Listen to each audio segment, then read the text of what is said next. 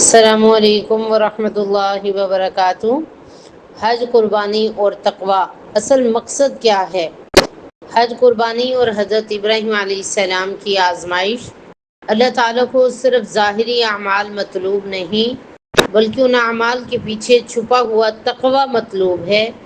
ہم نے جو قربانیاں دیں، جو بکرے، دمبے، گائے قربان کی، جو عبادتیں کی، حاجیوں نے جو حج کے مناسک ادا کیے، کہ ان سب کے بعد ہمارے دل میں اللہ تعالیٰ کا خوف، عاجزی اور اطاعت بڑھی یا نہیں؟ سوال یہ ہے۔ تقوی عبادتوں کی روح ہے۔ حج کا مقصد صرف سفر نہیں، قربانی کا مقصد صرف جانور ذبح کرنا نہیں، بلکہ اصل مقصد دل میں تقوی پیدا کرنا ہے۔ قرآن مجید میں اللہ تعالیٰ فرماتے ہیں: اعوذ باللہ من الشیطان الرجیم، بسم اللہ الرحمن الرحیم، لن ينال اللہ لحومها ولا دماؤها ولكن يناله التقوى منکم۔ اللہ تک نہ قربانیوں کا گوشت پہنچتا ہے، نہ خون، بلکہ اس تک تمہارا تقوی پہنچتا ہے۔ اصل سوال یہ ہے کہ ہماری عبادتوں نے ہمارے دلوں کو کتنا بدلا۔ حضرت ابراہیم علیہ السلام تقوی کی کامل مثال۔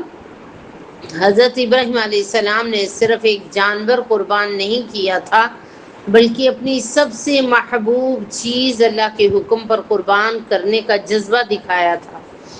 اپنا وطن چھوڑا، اپنے بیٹے کو اللہ کے حکم پر قربان کرنے کے لیے تیار ہو گئے، بیابان میں اہل و عیال کو چھوڑ آئے اور ہر آزمائش میں یہی کہا: ہم نے اپنے آپ کو اللہ کے سپرد کر دیا۔ یہی اصل تقوی ہے کہ انسان اپنی خواہش سے پہلے اللہ کی رضا کو رکھے۔